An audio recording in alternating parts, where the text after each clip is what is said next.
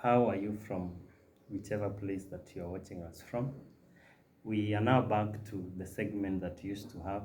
I hope you remember in this place we had a segment that we used to call meditation time. Actually, it was Munene meditation time. This is a segment whereby we would pick a topic and close our two eyes and open the third eye and try to give our sentiment on that particular topic. But of late, we focused so much on the farm and we were almost forgetting about the segment. But now we are back and I want to touch a little bit on what we've been doing on the farm. Actually, we are doing very well. As you are aware, our first project is really doing very well. And in the next 1.5 months, we will be ready for the market. And as I've always told you that there are so many uncertainties in farming. Like the other day, I just saw a photo of a guy who had done some tomatoes in large scale. I think it's in the areas of Kajiado. And so you're all aware that you're experiencing heavy rains. And in that field, I saw the young man seated watching uh, at his land that had been washed away by the floods. So those are the uncertainties of farming. And I've always told people that farming is not a venture that you really want to get in if you are quick in making money. If you want to become an overnight millionaire, then farming is not the thing that you would wish to do. It's a place whereby you get a lot of character development. Sometimes you venture into this thinking that the prices are going to be very high and then you'll be shocked. So many farmers will tell you that they have developed their ways of developing shocks so that they are not frustrated. So we've been doing a lot in the farm and I'm sure you've seen it. But a lot has also been happening in the other world of maybe politics and governance, social life. And today I just wanted us to talk about something that has been happening, or something that happened.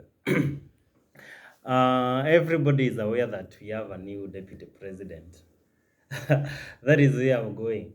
And if you are new in Kenya, you would be thinking that, or maybe let's take it this way, that the former deputy president was the problem. I tend to believe so. He was the problem.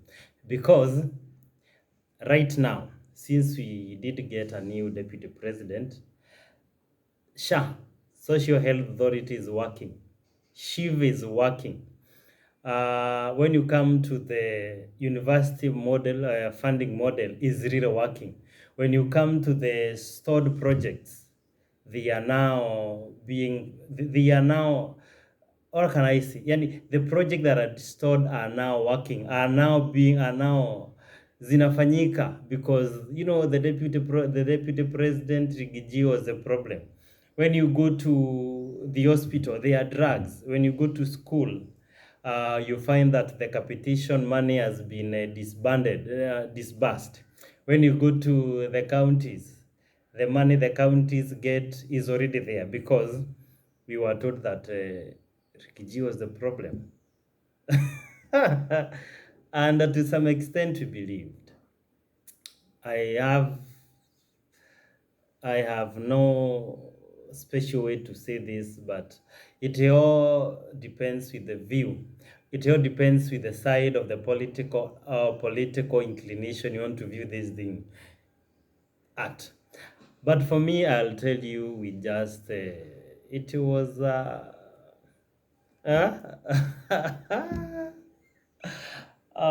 let me believe. But if you now go and mark we having today's, I'm doing this video on the 18th day of November. It's 2 weeks and 4 days. The new deputy president was sworn in on 1st of November, so 17 days in office. And you can tell me from whichever place you're watching us from, what change are you seeing? What change? Okay, it's raining, yeah? Maybe it came with the blessings. But tell me the kind of change maybe you expected, is it there? Ama tu ni kitendawili, just stories for politicians, so that if they want to do this, they'll get excuses. But now, tell me if it's really working.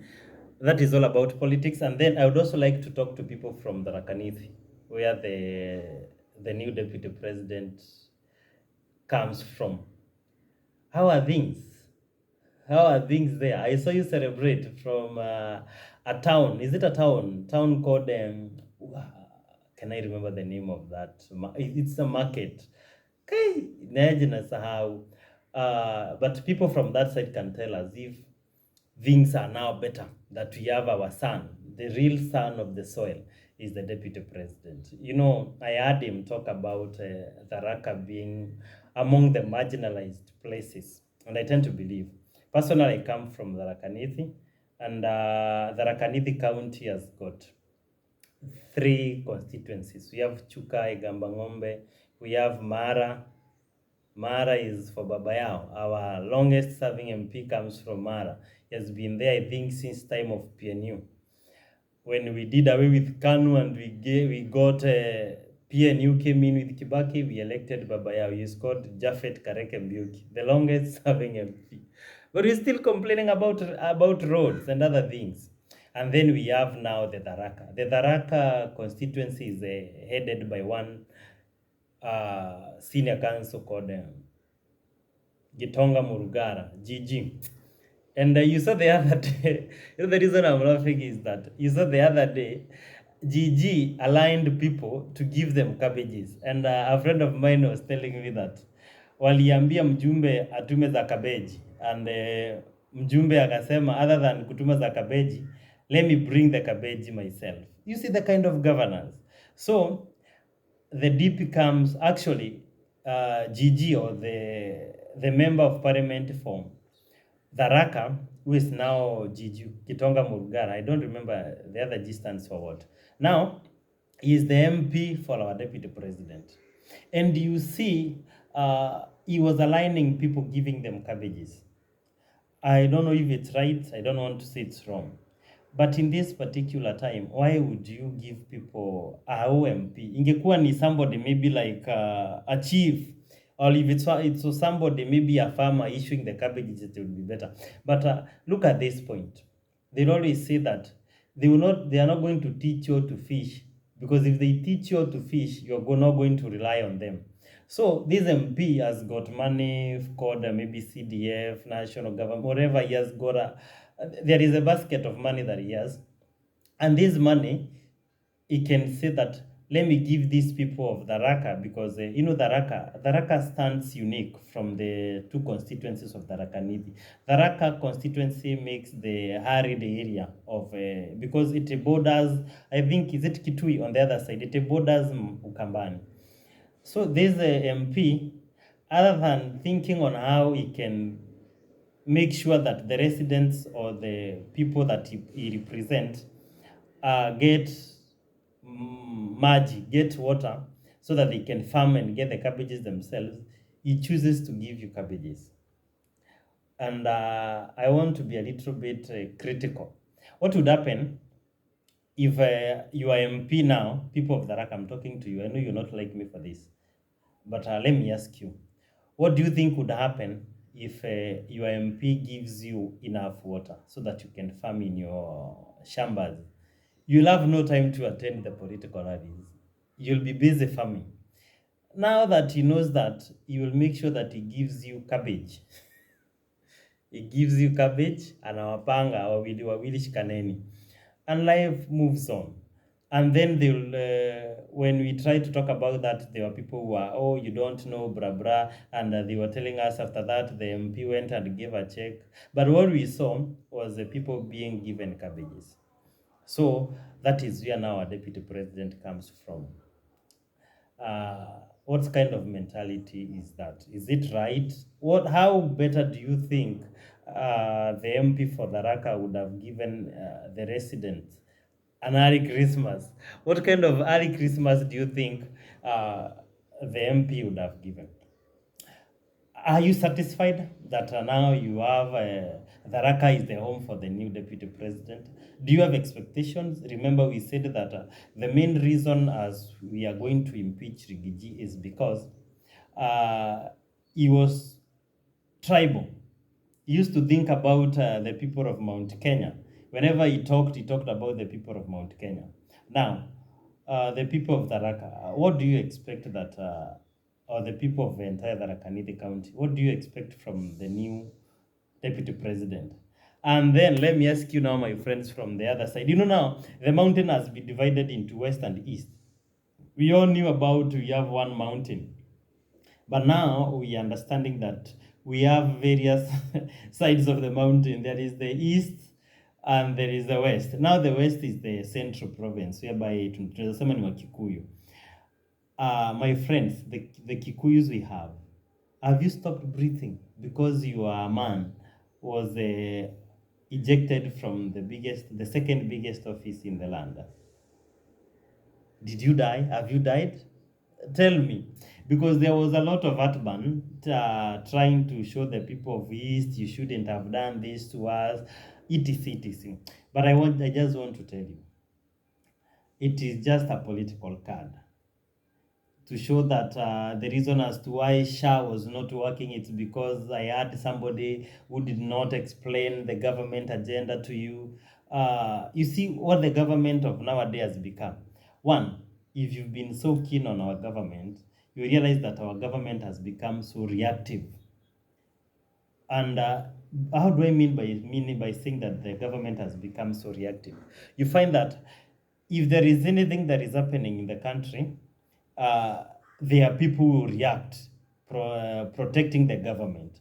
For example, when the bishops and the Catholic bishops said that the government seems to have lost the grip between the government and the people you purport to lead, the government seems to have lost the grip. You saw that there are people who came to say, oh, the bishops have got no moral right to say bra bra, GSAM or whatever. They are so reactive. And then they are defensive. People are defending their government. But is SHA working? I don't say that SHA is a bad thing or SHIV is not a good thing, but is it working?